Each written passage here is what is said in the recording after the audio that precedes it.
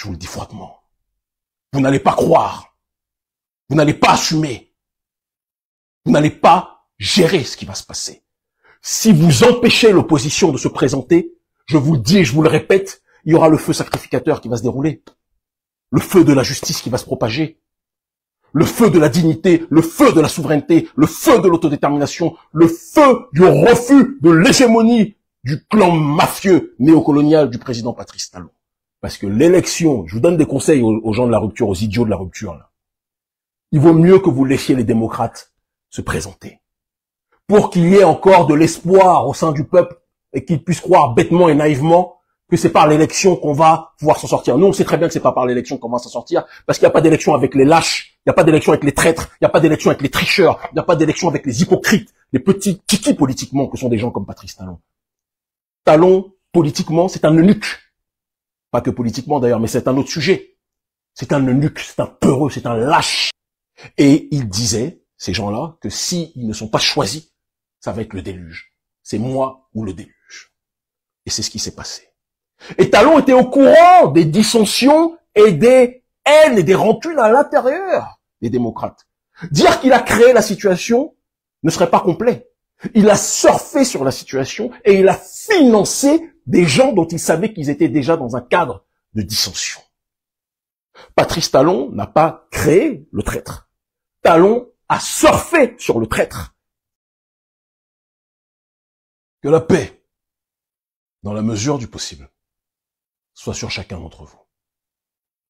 Je dis dans la mesure du possible car il est évidemment difficile de parler pour une grande partie des nôtres de paix quand la majorité des nôtres est privée du principe élémentaire, crucial, vital et universel qu'est l'accès à la justice.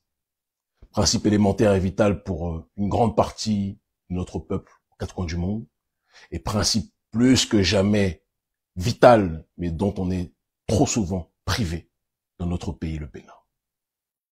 En effet, mes chers frères, mes chères sœurs, l'heure que traverse notre peuple au Bénin est tragique, dramatique, cruciale. Mais ô combien cette heure était prévisible.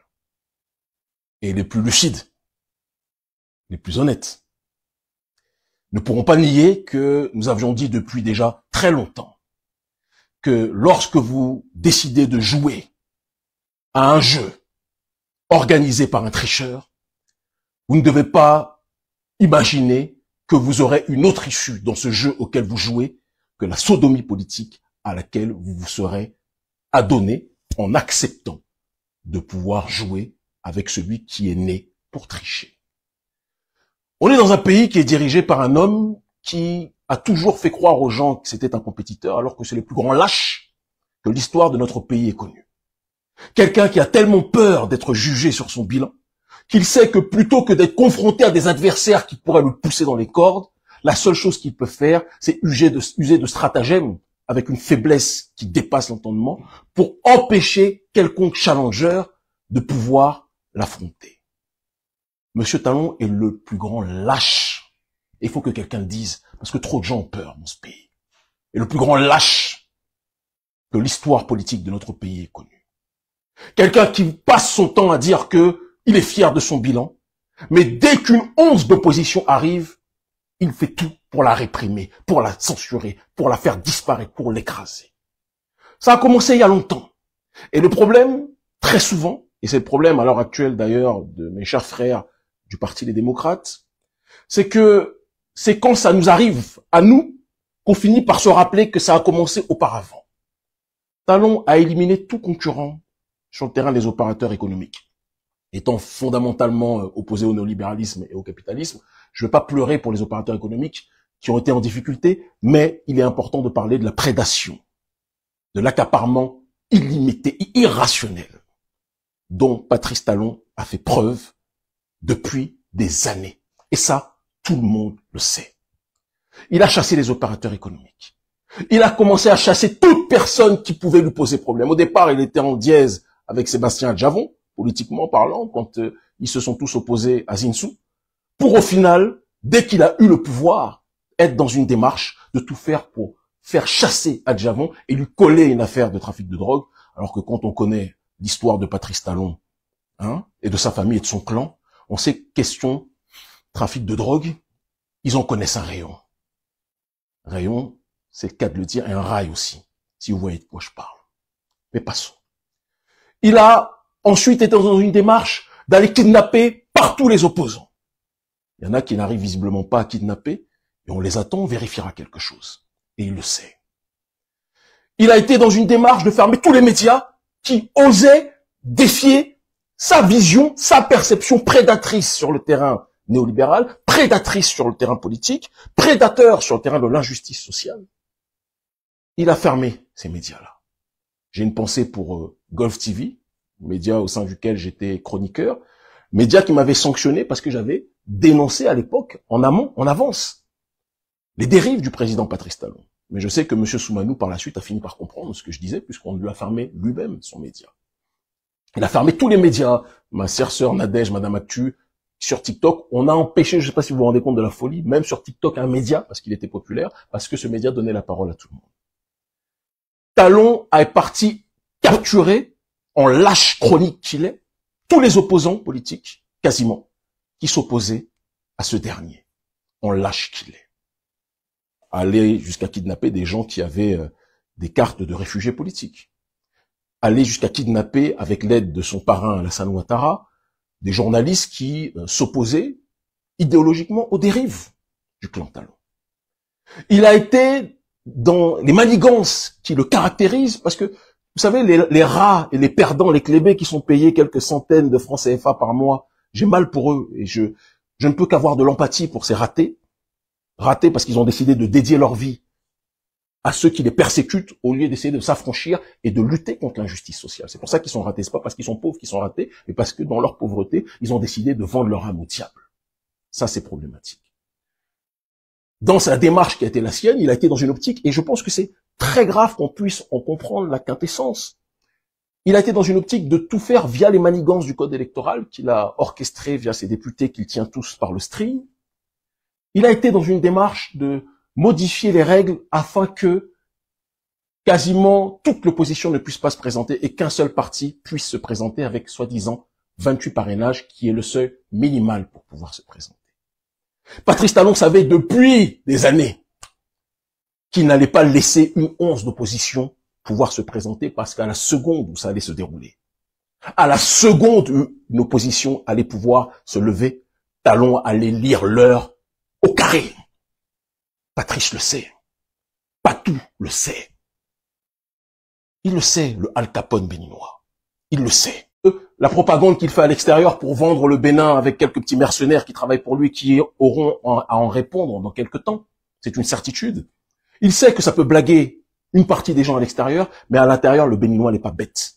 Aujourd'hui, à l'heure actuelle, là, même si vous mettez Cabri mort, aujourd'hui, à l'heure actuelle, même si vous mettez Cafard comme candidat, Cafard va battre Ouadani, tout le monde le sait.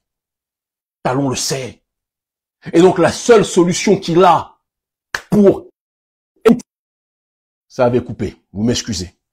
Je disais donc que... Et donc la seule possibilité qu'il a pour éviter toute forme d'opposition, c'est d'exclure de manière méthodique tout opposant qui peut pousser lui-même et son blanchisseur de capitaux, d'accord, l'assistant d'Al Capone, qui est Romuald Ouadani, pousser tous les opposants de ces derniers dans les cordes, faire en sorte de créer un pseudo-cadre juridique avec des intellectuels corrompus et tarés, parce que c'est ce qu'ils sont, afin que on puisse justifier à l'extérieur que oui, vu les nouvelles règles, nous ne pouvons pas avoir 10 000 candidats. Ah bon? Pourtant, Patrice Talon est venu au pouvoir grâce justement à des règles, à un code électoral qui était complètement ouvert à tout le monde. Ça n'a pas dérangé Patrice à cette période-là. Pourquoi ne l'a-t-il pas dénoncé? Il n'a jamais dénoncé. Mais quand c'est son tour, il sait qu'il doit fermer le jeu. Donc il a fermé, il a empêché plein de candidats de pouvoir se présenter. À l'époque, on était nombreux à dire aux démocrates que, mes chers amis les démocrates, le fait qu'on vous laisse vous présenter, mais qu'on empêche les autres, devrait normalement attirer votre attention et vous pousser à la solidarité pour que l'on puisse faire front commun et être dans une résistance globale contre le régime mafieux du président Patrice Talon. Mais certains à l'époque, et c'est toujours ça malheureusement dans ce système de plantation dans lequel nous vivons, celui qui est toujours favorisé temporairement par l'oppresseur croit qu'il est meilleur que l'oppresseur et croit que c'est parce qu'il est plus malin que les autres que il peut justement avoir ce traitement de faveur vis-à-vis de l'oppresseur, alors que l'oppresseur joue avec lui comme il a joué avec les autres. Il ne s'agit pas de tirer sur l'ambulance. J'ai beaucoup d'amis dans les démocrates. J'ai aussi des ennemis, de manière évidente, vous le savez. D'accord? Et d'ailleurs, ça me permet de faire une petite parenthèse, parce que beaucoup m'ont dit, mais Kémy, pourquoi tu n'as pas déposé ton dossier au sein démocrate lors de l'appel à la candidature? Mais je l'ai pas fait pour la simple et unique raison que nous savions tous, nous étions nombreux déjà, à savoir que le parti avait déjà son orientation sur le point idéologique. Il avait son orientation en ce qui concerne déjà les personnes qu'il voulait choisir. J'avais des échos depuis longtemps. Renaud est un frère, hein. On se connaît, il venait me voir régulièrement il y a quelque temps de cela, d'accord, ne serait-ce que l'année dernière. C'est un frère que j'apprécie, avec lequel nous avons beaucoup échangé. On peut avoir des désaccords sur certains points. J'ai pu apprécier moins certaines choses qui ont été effectuées, mais c'est un frère fort capable, d'accord, même si c'est pas un politicien, à la base c'est un avocat, qui est dans sa démarche de défendre les opprimés, mais il a été décidé, depuis un bout de temps je pense, qu'il devait être candidat. Je n'allais pas déposer mon dossier gratuit dans quelque chose qui était déjà décidé en amont, ça ne m'intéressait pas. D'accord? Mais j'ai choisi stratégiquement de garder le silence parce que le but n'était pas de tirer sur les démocrates, parce que chacun a sa stratégie. Et même si je le dis depuis le départ que les démocrates ne gagneront jamais dans ce jeu truqué, avec des règles truquées telles que celles que l'on connaît, je me disais qu'il fallait les laisser faire ce que eux doivent faire, et nous sommes en train de préparer ce que nous préparons actuellement. C'est la démarche qui est la nôtre. Mais le fait est que Patrice Talon, qui met tout le monde sur écoute, qui surveille tout le monde, qui est dans sa démarche de tout faire pour essayer de mettre tout le monde en captivité, était au courant depuis longtemps des dissensions fondamentales qui existent à l'intérieur du Parti des démocrates. Il était au courant depuis longtemps que certains ont pour obsession, même s'ils n'ont peut-être pas les capacités ni les compétences politiques, ni l'idéologie, vous leur demandez quelle est leur idéologie, ils ne seront même pas capables de vous parler. Et ça, c'est un problème fondamental quand je compare la classe politique de notre pays, le Bénin, à ce que je peux voir dans d'autres pays, en Afrique de l'Ouest, en Afrique francophone de manière générale. Il y a un problème fondamental de ligne idéologique dans notre pays. Les gens rentrent en politique pour le business, pour les affaires. Ils rentrent et ce sont des boutiquiers politiques, mais ce ne sont pas des idéologues. Ce ne sont pas des gens qui peuvent construire une idée, qui peuvent écrire sur une idée, qui peuvent véhiculer une idée. Je ne dis pas ça parce que j'ai été formé pendant des années en philosophie politique. C'est pas ça le problème. Je dis que il faut le minimum quand vous rentrez dans cette démarche. Mais malheureusement, certains, au sein du Parti des démocrates, n'avaient que pour seule ambition de prendre le pouvoir sans avoir une vision idéologique précise.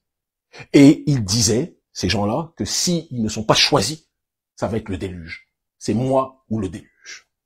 Et c'est ce qui s'est passé. Et Talon était au courant des dissensions et des haines et des rancunes à l'intérieur des démocrates. Dire qu'il a créé la situation ne serait pas complet. Il a surfé sur la situation et il a financé des gens dont il savait qu'ils étaient déjà dans un cadre de dissension. Patrice Talon n'a pas créé le traître. Talon a surfé sur le traître, qui est Sogini. On espère que d'ici là, il va revenir dans des bonnes grâces et comprendre que ce qu'il est en train de faire, même si je ne suis pas objectivement pro-LD, c'est le moins qu'on puisse dire. Il y a des contacts, hein, il y a beaucoup d'interactions qui sont faites. Je pourrais raconter aussi que l'un des vice-présidents du Parti des démocrates a vu une délégation, mes représentants, il y a peu de temps de cela, il y a quelques jours de cela, d'accord, au siège du parti. Je pourrais parler de ça, mais c'est pas le moment. On en reparlera le moment venu, où il a été proposé une collaboration. Donc c'est pour ça que je dis que dans les démocrates, on a des frères, on a des sœurs, on a des amis, il y a aussi des ennemis. Mais il ne s'agit pas de tirer sur le parti. Talon savait que M. Oundete et Sogini et d'autres allaient rentrer en fronde si Oundete n'allait pas être choisi.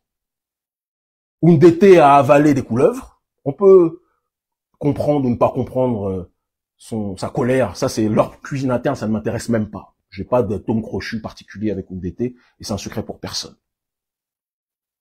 Mais on peut aussi comprendre que à plusieurs reprises, il était pressenti pour être candidat et il a été écarté pour toujours des choix autres venus de l'extérieur du parti et il a pu mal le prendre pendant un temps. C'est quelque chose que on peut entendre, ça peut être rationnel, mais ça n'est pas rationnel de paralyser le destin du peuple sachant que le peuple vous mettez même aujourd'hui un estropié handicapé qui n'a ni bras, ni jambes, ni yeux, vous le mettez candidat face à Ouattara, il va gagner aujourd'hui. Et Talon le sait.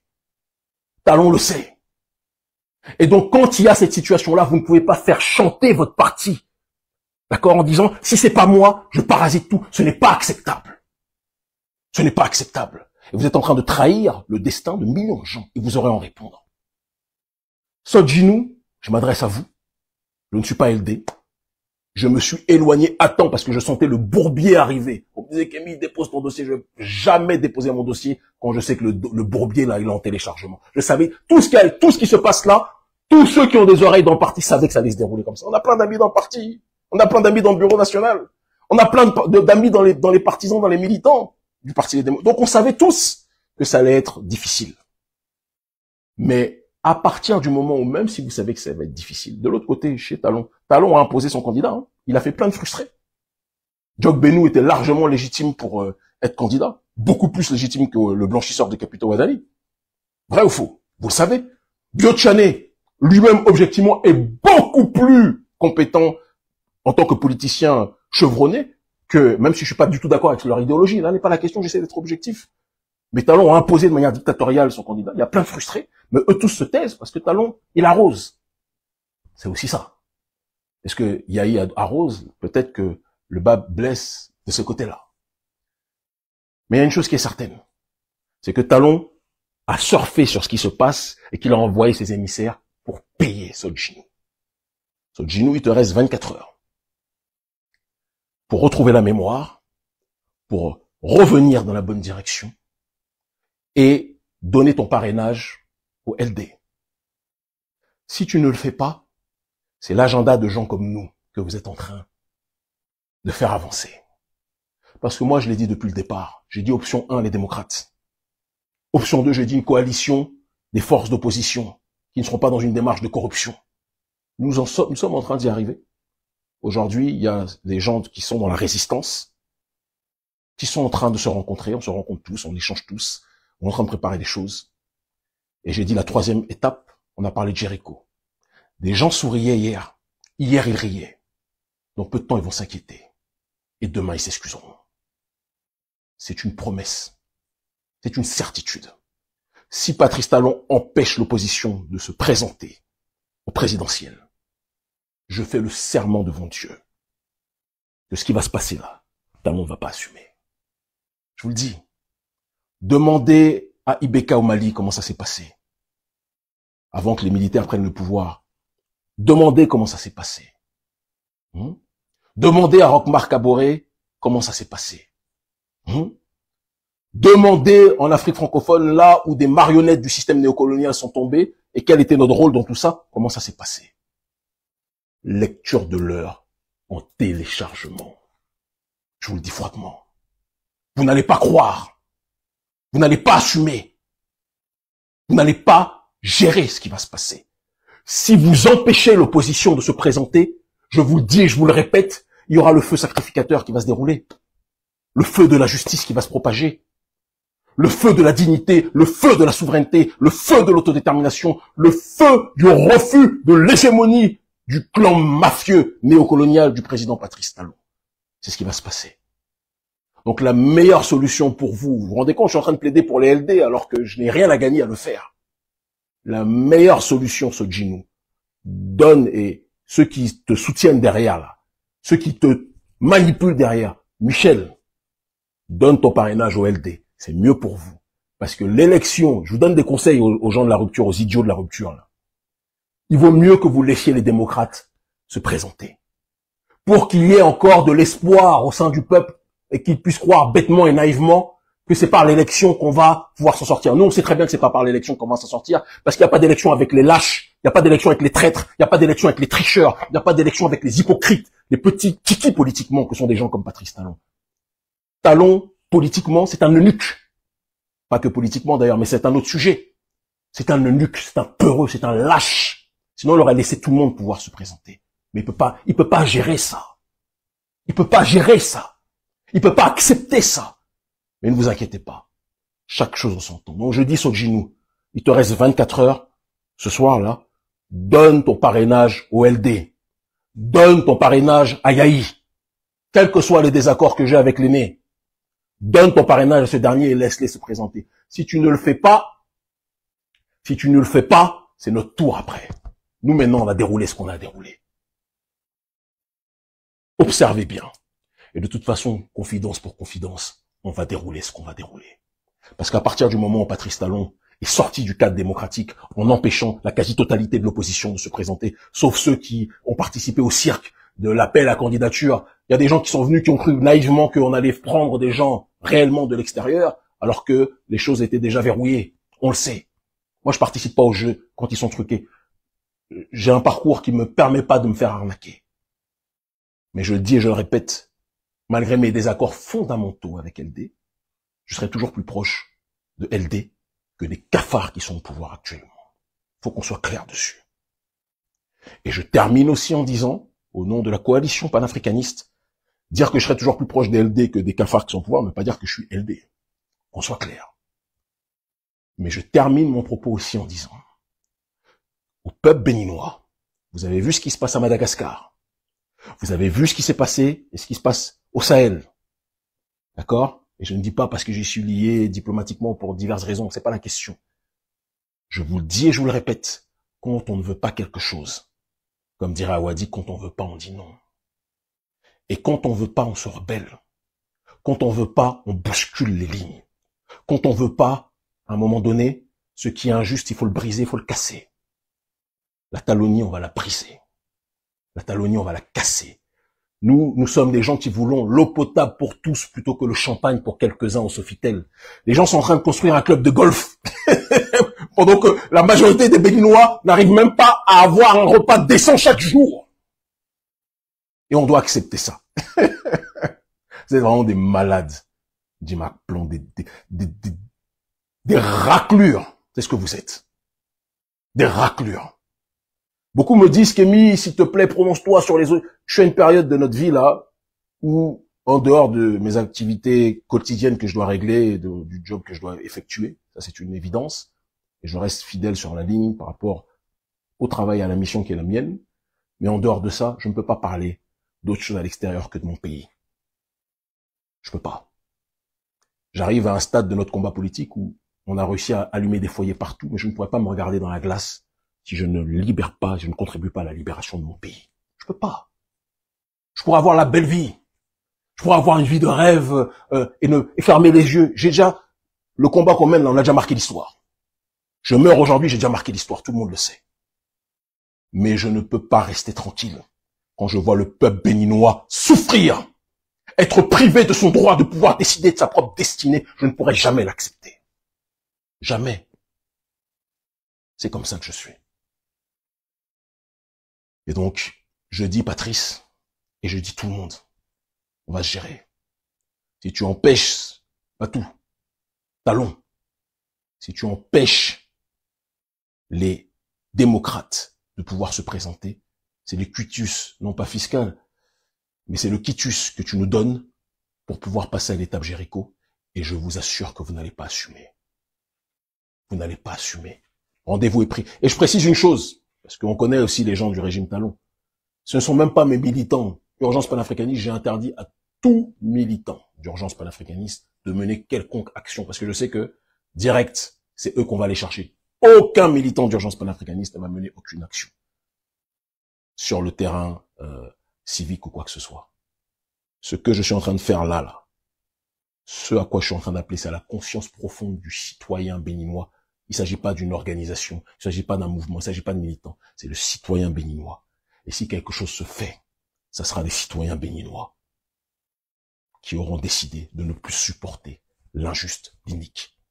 À la jeunesse du Parti des démocrates, ceux qui nous soutiennent massivement, ceux qui sur les lives font régner une sorte d'hégémonie politique panafricaniste, parce qu'aujourd'hui les démocrates, et c'est pour ça qu'ils nous ont contactés récemment encore, d'accord, ils savent très bien qu'ils ne peuvent pas parler d'opposition sans parler de la coalition panafricaniste. Nous sommes aujourd'hui à un niveau majoritaire. C'est pour ça que même le président Yahi il s'est retrouvé avec les histoires de Daniel Eda à convoquer une structure dont je n'ai jamais entendu parler, que je ne connais ni d'Ève ni d'Adam, d'accord, et qui se revendique partisane de Kémy Séba. Je vous connais pas, je vous ai jamais rencontré, je ne vous ai jamais entendu, donc vous pouvez exister, faire vos choses, je vous aime, vous êtes mes petits frères, Mais ne vous inventez pas une filiation avec moi, une affiliation avec moi. D'accord? Ne vous inventez pas ça. Je suis assez grand pour parler et dire les choses telles que je les sais et telles que nous les connaissons. Mais nous sommes très nombreux aujourd'hui. Les panafricanistes dans l'opposition sont les plus nombreux aujourd'hui. Et nous voulons une résistance globale, une résistance frontale.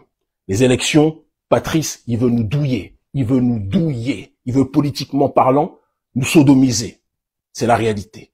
Et comme nous ne le voulons pas, on va lui montrer de quelle manière on s'organise pour cela. Soit, Patrice, tu conseilles ton élément pour que dans les 24 heures, Sodjinou donne son parrainage, je vous le dis, à Yahi, et que les LD puissent se présenter, comme ça fera une option légale, électorale, et une option de rue que nous préparons. Je vous l'ai dit, on le fera de toute façon. Mais si vous empêchez les démocrates de se présenter, vous risquez d'accélérer quelque chose que vous ne pourrez pas assumer. Les plus lucides auront compris de quoi je parle. Et si vous n'êtes pas content, il faut venir me prendre, on va vérifier quelque chose. Vos petites chouins du MMA, d'accord, MMA Club qui vont kidnapper les gens à 5 contre 1, nous on saura les accueillir. On va bien les accueillir, comme il faut. On a commencé dans la rue le combat politique. Et aujourd'hui, on est aux quatre coins du monde, on est au sommet géopolitique, et demain on sera encore plus loin. Vous n'êtes pas prêts. Je ne suis pas les boutiquiers politiques que vous pouvez acheter. Certains, au sein du régime, ont déjà essayé, à plusieurs reprises. Et ça n'a pas marché. C'est pas demain la veille que ça va arriver. Des gens comme nous sont légion. Il y a un Bénin nouveau qui est en train de se lever et qui pointe son nez à l'horizon, qui est dans une voie plus que jamais d'élévation et d'autodétermination. Vous allez vous adapter et vous ne pourrez rien faire pour nous arrêter. Ils commencent tous à comprendre. Je vous aime. Rendez-vous est pris. Il reste 24 heures. Parce que vous avez dit 72 heures pour que les parrainages puissent être remis. Si le parrainage de Sodjinou n'est pas remis, faut observer seulement. On va vérifier tous quelque chose.